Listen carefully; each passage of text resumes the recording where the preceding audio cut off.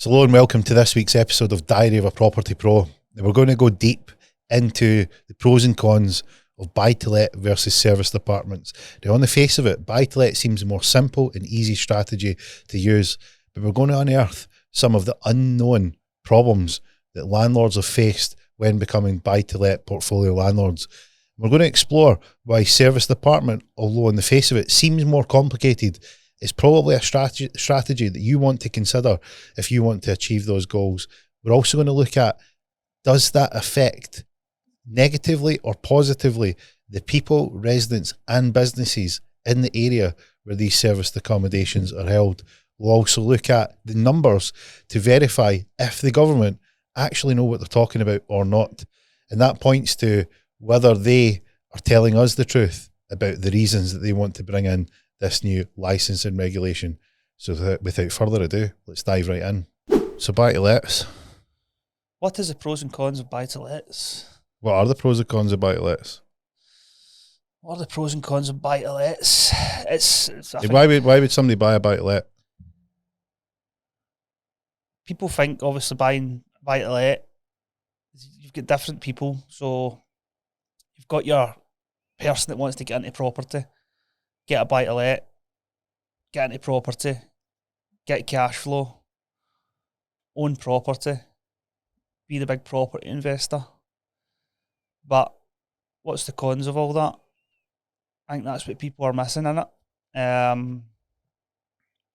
It's not all sunshine and rainbows, as you know, and me. The dynamics of the buy-to-let market changed. Yeah. So people's perspective of why they got involved in buy-to-let, they would have had a goal, a dream, an aspiration, and they've used this as a vehicle to achieve that. Yeah. And to achieve that, they would have went into that market with a set of conditions, and they might be caught out because those conditions are changing, and they're mainly changing around policy decisions. So government influence and changing the rules. So that's a big thing that people get blindsided by, because they don't see the change. They might hear about the change, but they don't see how it impacts the market.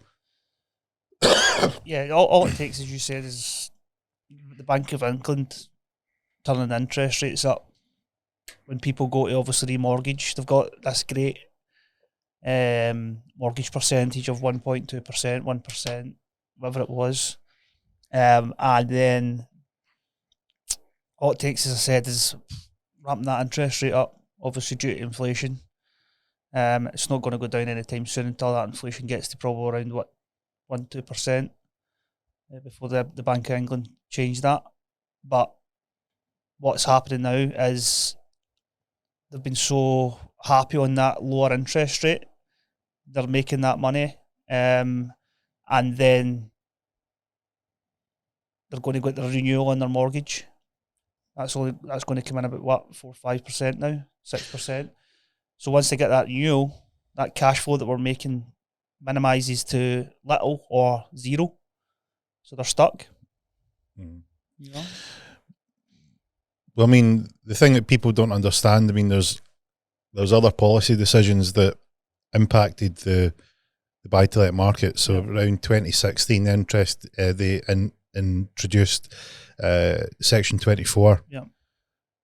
So imagine that when you run a business, for people that haven't run a business, it's fairly simple, this explanation. You bring in your income, you have expenses, you subtract the expenses off your income, and then you have an amount that you can be taxed on. So every business can recover an expense, a genuine business expense, and they can take that off what income they've brought in. Yep. Section 24 was was a way that the government stopped that for investors. So what investors were doing, like for instance, what investors were doing were similar to what a business would do. Say for instance, you operate your business and you want to buy a vehicle to conduct your business. You would say you finance that vehicle so that you could pay it monthly out the business cash flow. you would be able to recover the cost, reclaim the cost of that financing and the cost of the vehicle, because it's a legitimate business expense. And in property prior to 2016, you were able to do that. And what they introduced is that you could now not reclaim a business expense, which was a way of taxing you on the full amount that you brought in, without including the interest cost of the mortgage. So it actually is one of the weirdest situations that you ever see in taxation, where you've changed the rules for one part of a sector, and it didn't make sense at all. But they brought that in. That was the very first sort of sign of it. The second sign is that they changed, particularly here in Scotland, they changed the requirement in terms of tenancy agreements. So they changed tenancy agreements to move to private residential tenancies. And then those private residential tenancies, they wanted certain conditions put within the documentation when a tenant engages a contract with you, what used to be a short-term lease. We've seen why that happened in COVID. So in COVID, what happened is that the government had started to just pen stroke rules in, and none of them made sense, and some of them actually broke the law. Yeah. They're still doing it just now, to this day. Yeah, and one of the things that they did with the private residential tenancy was allowed the process of for them to prohibit evictions. The normal process was, prior to this, is that you would apply to a sheriff court. You'd say, look, I want to get my property back, and there would be certain reasons why you would want that property back. And it was roughly 50-50. So 50% of the reasons were discretionary, meaning that the judge or the sheriff would take a view on whether he would allow the eviction to be granted. And there was mandatory conditions, which meant that if you applied for this, it didn't matter what the situation was, it would be granted. So an example of that would be, a discretionary one would be that the tenant was in arrears. Yeah. They haven't paid. The judge would then take a decision on, hey, look, are we going to give them the benefit of the doubt? We're going to give them a try. That would be discretionary. If you wanted to sell the property, for instance, that would be mandatory. So regardless of how poorly or well the tenant performed, if you wanted to sell the house, it was just a given that you would get the property back. It would be granted, the eviction would be granted, because that's the deal. Look, I'm renting you the house. We'll follow this process. If I need it back, then I'll let you know. Yeah. And then through COVID, they changed that, and they changed that to every single rule was discretionary, meaning that you couldn't evict tenants. So they could run haywire, not pay, cause havoc, antisocial behaviour, not pay the rent, trash the house, all manner of things, and you were hamstrung as a landlord. You couldn't do anything about it. So that was the second thing that they changed. The third thing, and what you touched on earlier, is that the interest rates. So they have ran a decade of low interest rates under the guise of saving it from the last deep recession that we're in, and that was actually caused by a policy blunder back in the last recession. And then to stop the financial system having a deep pain, they blanket check wrote out to banks and says, look, we will underwrite anything. We will guarantee you don't fail, so that we can keep the system intact. So the reason that they did that was to uphold the financial system. And the consequence of that is that the financial system realised that they could throw out massive loans to people because the interest rate was small. Yeah. So people got used to paying that. It was great times. Interest rate, so it's 1%. I can afford 3 or 4 times more than what I used to. So that's what a lot of people are falling into just now. Like, well, back then they're like, this is all great. This is never going to go away. Yeah, but they get used to the conditions. So, like, for instance, the interest rates now, when I started investing, are not high. They are normal. So the interest rates, it's more a matter of your timeline. So interest rates have been much higher than they are now. Yeah, and when you look, when I started investing, the interest rates are in the ballpark of what they were. So the interest rates are getting bandied about they're in normal range.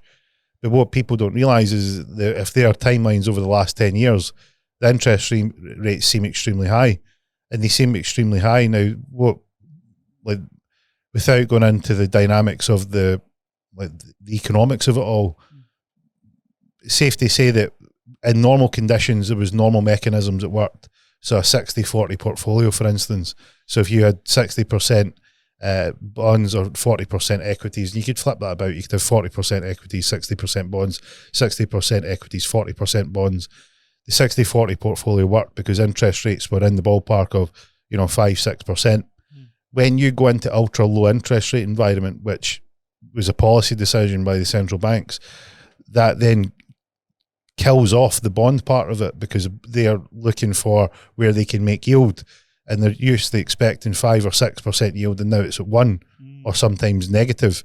So that they need to go out into the risk curve, which is they need to take riskier assets to achieve that yield. So they start to venture into more riskier products like equities, share buybacks, property that you can't liquidate very easily. So instead of bonds, which is really easy to liquidate, a very liquid market, but it's paying a tiny yield, they now need to make that yield up somewhere. So they'll go into more lucrative but more risky investments. So like junk bonds, high yield debt, all these types of strategies, because they need that yield to fulfill what they require in the pension for pension companies. So these things are like the cause and effect of this policy, the decision that was made by the central bank via the governments to underwrite the banks, to protect the banks.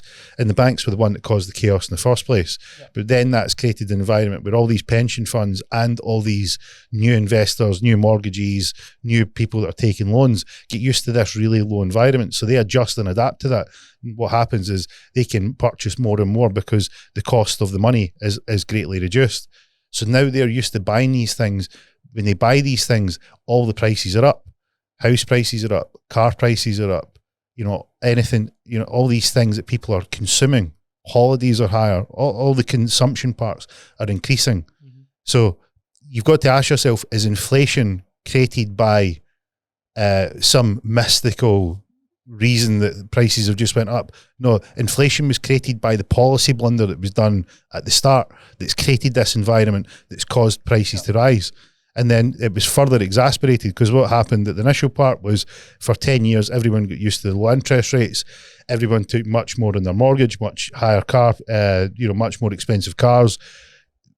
Good times, right? But then when COVID hit, here's how it works. You have a supply and you have a demand. So the supply-demand dynamics is really easy to understand. If the supply and demand is in equilibrium, as in it's balanced, then prices are kept in check, because if there's a steady supply of the things that people want to buy. Now, if you flood the supply, then what happens is there's not enough buyers, so you need to reduce price because people won't purchase what you've got. And then the other side of that is that if you reduce supply, then the demand isn't getting satisfied, so prices go up. So what happened during all the policy blunders in COVID? The policy blunders in COVID were, we're going to shut everything down. So let's look at that. Let's just take a view back in time. What we've done is we've created a policy blunder in 2008. We've then got everyone addicted to the cheap interest rates to make sure that they are taking much, much higher debt with this ultra low cheap money policy. And then what we're going to do is we're going to pen stroke rules in and go in and choke the supply. And you go, well, that doesn't look like a mistake. That doesn't look like an accident. That doesn't look like a coincidence. It actually looks like a step where you've created an environment that would put people in trouble. A lot of people don't know this, but do they? Like the things that the government is doing, it's all to suit them, and they're making all these choices for all this hard stuff that's happening just now, putting stupid rules in for buy-to-lets, and it's, as I said, it's the same. It's causing it all. Well, the thing that you look at is that you look at, say, for instance, even just getting back to buy-to-let, you take a PRT tenancy. Yeah. So PRT tenancy, for people that aren't in Scotland, is a tenancy agreement that the government mandated that you must use when you're renting out properties. There was these conditions that you had to put in the tenancy paperwork for it to apply. They changed the rules on how you'd evict tenants, who you would go to evict them.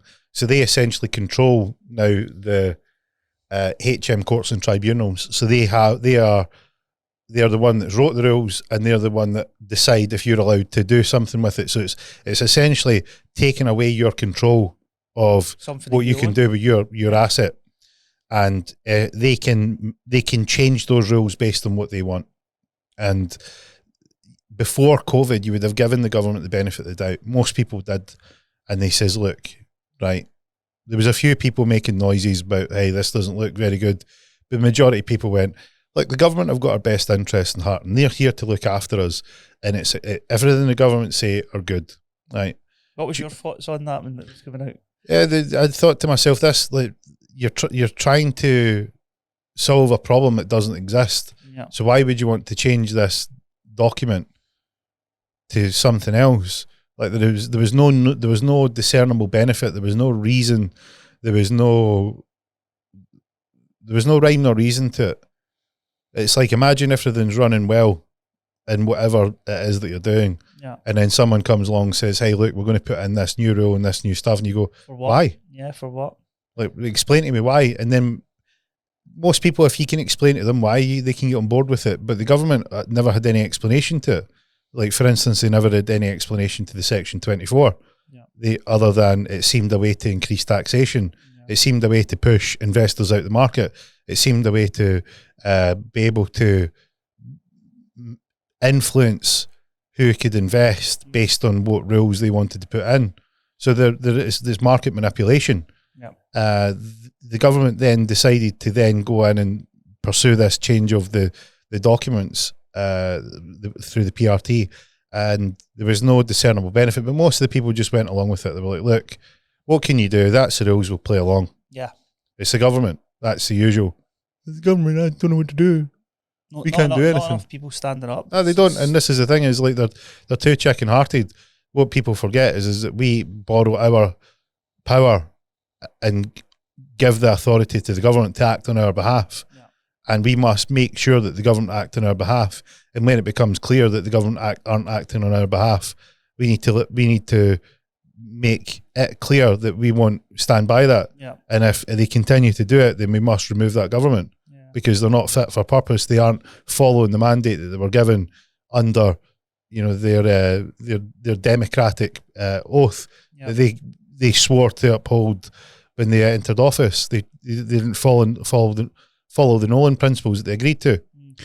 So these are the things where you look, and more so now at post-COVID, it's been very obvious now to people that the government didn't follow the rules, haven't had your best interests at heart, and are moving towards an agenda that isn't something that we as a country and we the people have agreed on. Yeah. And that brings us to the state of the buy-to-let market in terms of, right, an investor coming in. So an investor comes in and they are looking to get involved in the market. They're looking to use this vehicle. The vehicle is, hey, look, buy these properties that can generate you cash flow. You can either replace your income or you can build up that cash flow to then purchase another property. And you can that's the pros, isn't it? That's yeah, so like you go, right, these are the cons. And that even that rule that's in where, as you said, like, you can put a tenant in a property, you can't get them out, is it 6 months? Yeah. So they can get in there, just say, I'm not paying. What are you going to do? But the government have hamstrung you, and this is the thing is that when you get to the point where you have someone who, they don't have the full picture, they haven't understood it fully, and they'll say something like, oh yeah, I want to get into buy-to-let properties. They purchase something, they put the money up, and then they don't realise that they haven't looked at the rules properly. And when something happens, they go, right, I need the tenant out, and they go, you can't do it. Yeah. They go, well, why? Because they're not up to speed with how it works. Yeah. If I'm speaking to my investors and they're asking, right, look to get into buy-to-let, and you're going to them, well, all this stuff's in place, so why would you? So it's scaring a lot of investors off. So this is why we're trying to obviously educate them in the serviced accommodation short-term let market, because it's not as bad as what the buy-to-let market is, dealing with tenants, dealing with evictions, dealing with courts, etc., etc. Well, the thing with serviced apartments is that, to argue the con of the serviced apartments is the looming regulation that sits. The government are trying to do in serviced apartments what they've done in the buy-to-let market. But Which isn't going to work. The difficulty they have now is they've shown their colours. They've shown their colours in terms of the policy decisions. There's only two outcomes. You can either only say the government are incompetent beyond belief, that they don't understand the cause and effect of the rules that they're bringing in and the unintended consequences of that. But they do it so regularly that you can only come to a conclusion that they must know, because it's happened with regularity, that now they must understand these policy decisions are impacting the market to a point where it's detrimental. There's no one that looks at the full picture properly and analyses the data properly can come to a conclusion that that's a good idea. Yeah. But the government seemed to want to push on with it. But the overwhelming situation with the serviced accommodation was the massive pushback from the hosts. Mm-hmm. So the courageous hosts said no. Yeah. The government brought in the rule and says, look, we're going to pen stroke another rule in, we'll just pen stroke it in. Just the same as you must wear a mask, you must stay 6 feet away from everyone, you must stay in your house. They just pen rules. And we now know that none of that was based on any evidence. None of it was based on any fact. And they were away partying while they were doing it. It wasn't what was good for the goose was good for the gander. Yeah. They were literally saying to you, don't see your family, treat everybody like a leper. Meanwhile, they're away doing, don't go to your family's funerals. They're treating it as business as usual. Yeah. The government were running a total mock in the United Kingdom. And you go, well, these are the people that are pen stroking these rules, and any reasonable person would look to that and say, we must now review what they're doing and hold them to account. Mm-hmm. And if they don't listen to us, we must now make a stand and say enough's enough. Yep. And that's what's happening with the service departments, because they're getting, even in the Court of Sessions, the appeal was upheld by Lord Baird. He said, look, you can't do this. It's unlawful. What you're doing is unlawful. But they're still cracking on. They're still pushing on with it. Like, there's not enough people out there who'll say no. That's the issue. Everybody's just bound down to what they're trying to put in. Short-term let licenses, or I need to get a short-term let license. No, you don't. Stand up, and that's a big issue. There's just not enough people. The easy way to ask people is you say, look, why do you think you should get a license? Yeah. Right. Why should you get a license? And they go, well, because the government told me I should. Like, why? Yeah. I understand getting licensing if you, for instance, are influencing other people. Like, for instance, if you're selling alcohol, right, you probably want to make sure that if giving alcohol to people that are underage and it's loosey-goosey, then hey, probably fair point. If you're licensing, for instance, people that are on the road, you need to make sure they're fit and proper to be on the road, because they're driving vehicles that can kill someone. Right, but someone that's renting out their property, right, it's hard to make the case that everyone must be licensed. Yeah. There must be. Why are they doing it? But like, there's a reason for them bringing this in. Obviously, the stuff they're telling you why they're doing it isn't true. So there must be a reason. It's obscene. What do you think that reason is? Well, what is it they're saying it's for? Lack of housing for people. They're trying to say stupid things like party pads and all this crap as well. So some of that stuff that they're saying is definitely not true. So there must be a reason why they are doing that. They're trying to regulate. Is it a monetary side of things? I don't know. What's your thoughts? There's many factors. Let's argue the case for the government. So the case for the government is it's causing stress on the residential property market, because there's many properties that are being bought up and used as these service accommodations. Which is not true. Right. How would you know it's not true? Yep. Because obviously you've got you've got all these properties that are empty as well across Scotland. What are they doing with them? Well, here's the thing. Right, let's look at is Airbnb or short-term let accommodation destroying the property market for residential owners? Right. Well, you got to take a look at that, and you got to measure up how many there are. So it was based on the government's data. They said that there was 33,000 short-term let accommodations, with the bulk of them in Edinburgh. Mm-hmm. And throughout Scotland, there was 33,000 of these properties, right? So you look at the relative number, what you would want to do when you want to work out anything. 33,000 sounds like a lot. Yeah. So you go, on the face of it, if you didn't look into it, you would go, it's a lot of property. Probably got a point. Okay, well, how many residential dwellings are in Scotland? That number's 2.6 million. It's a very sort of short percentage. 33,000 into 2.6 million is tiny. Like, it's infinitesimal. Right? Now go and look at the data for how many empty properties are in Scotland. So properties that are empty. What's that number relative to the 33,000? 88,000. So there's 88,000 empty properties based on the Scottish Government's own data. 88,000 into 33,000. Well, see, if you wanted to solve the housing crisis, if there was one, why don't you just go and deal with the empty properties? Yeah. So it doesn't, when you further scrutinise the government's argument, it doesn't make sense. And what you say to them is you say, look, can we have a conversation about this, because I've unearthed some of this data and it doesn't match up with your conclusions. The government stonewall you, they don't want to know because they haven't done their homework. Yeah. They've been found out, they've been rumbled. So the other side of it would be that there's party pads. So let's argue the side for the government and the party pads. So there's quiet, nice, residential areas that are picturesque. The wife is baking bread, the husband comes home from work, the children are playing and reading books, everything's picturesque. Yeah. It's happy families. And Steve, John and Tam have booked Airbnb next door and are mad with it. Mm-hmm. They are smashed beyond belief and are wrecking this picturesque town, a picturesque image.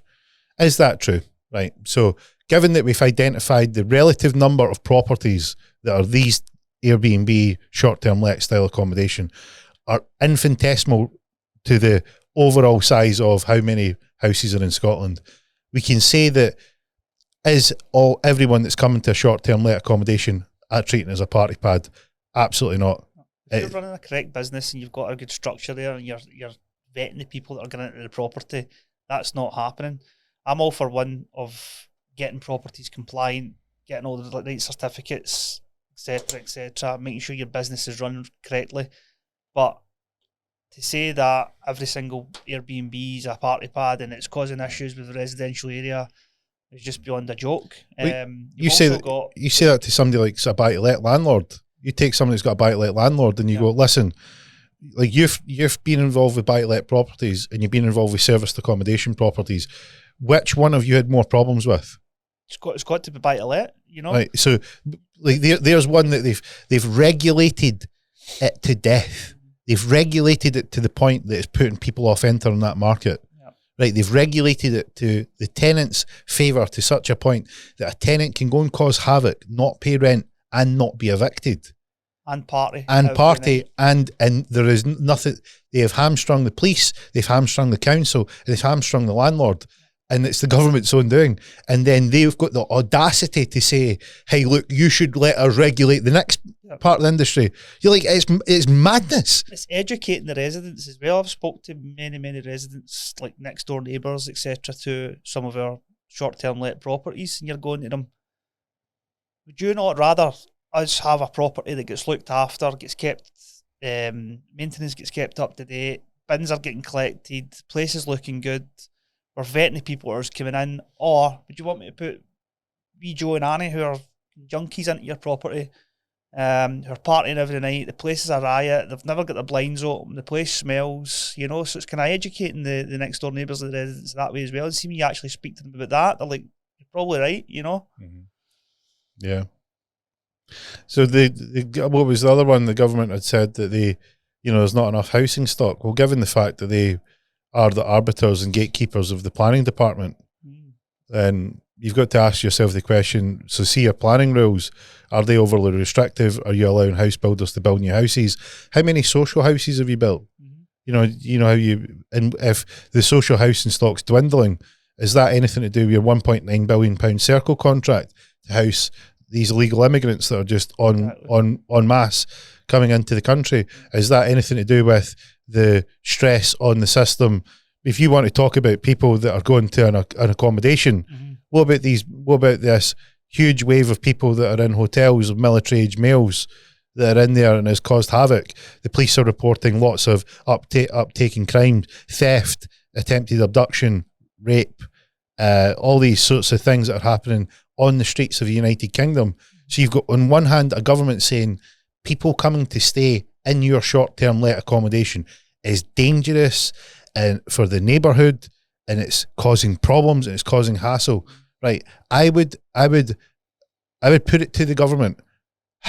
Let's get a number of the amount of immigrants that are in this country that you're putting up in the cruise ships, you're putting up in hotels, and properties, putting them up in the social housing stock, blanket just putting them in.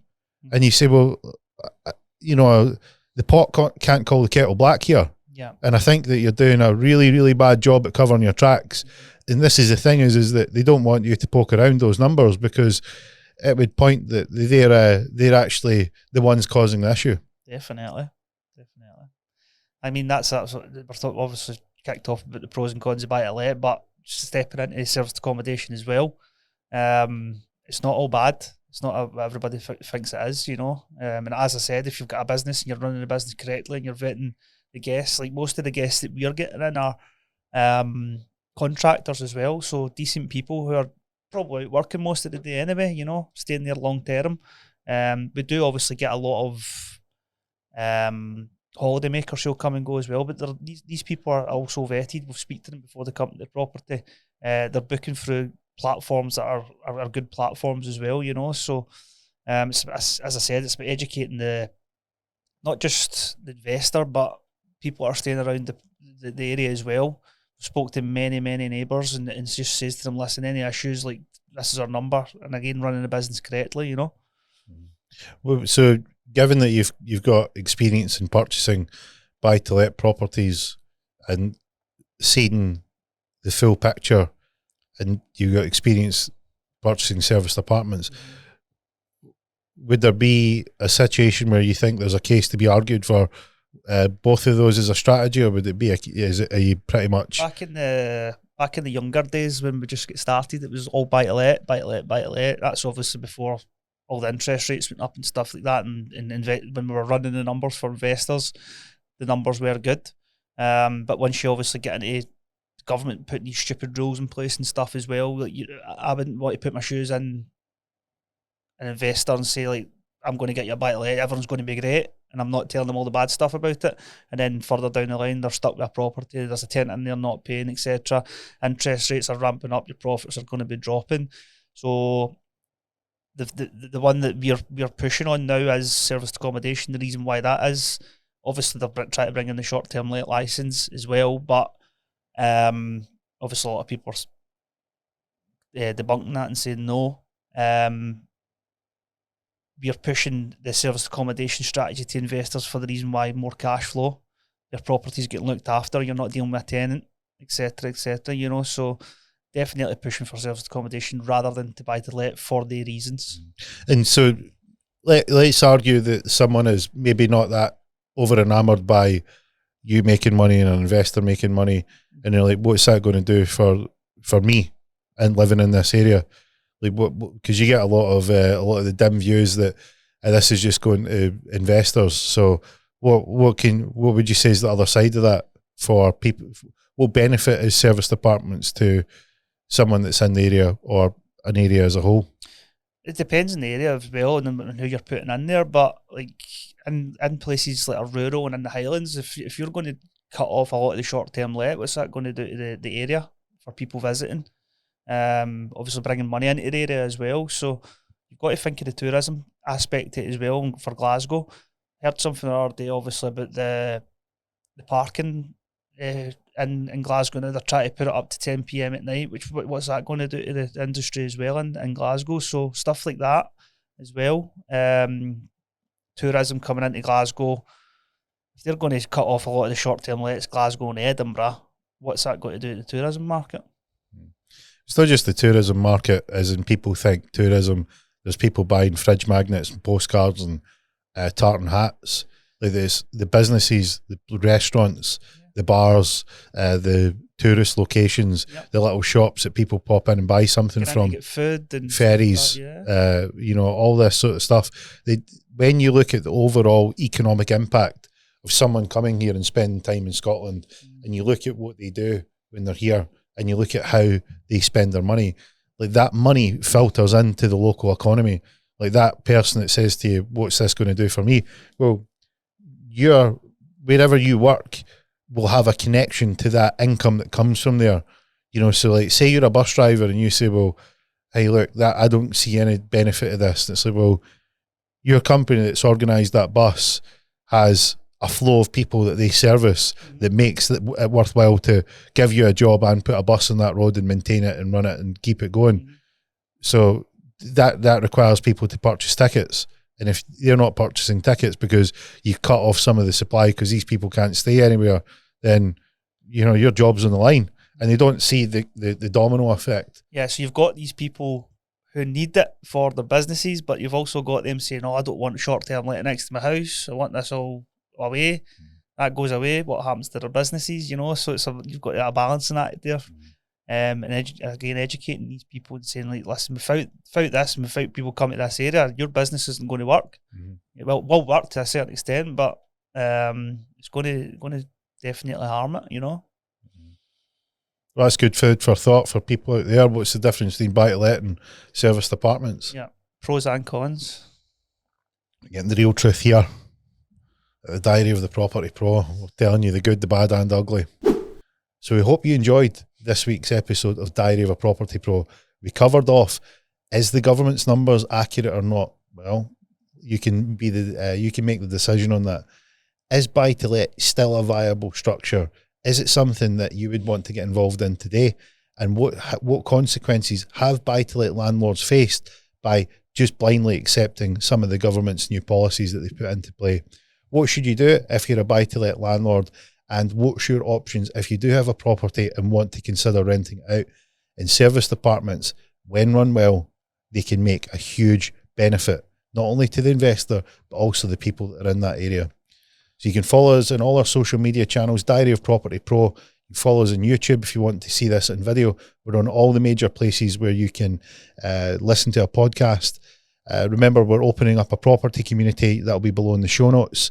If you want to get involved in learning the ins and outs of everything that we've discussed, we've got a property training course that get you up to speed rapidly so that you can become armed with the tools so that you can become a cream of the crop investor should you wish to get involved in this market, and what strategies that you can be aware of to make sure you don't fall into some of the traps that we've discussed in today's episode.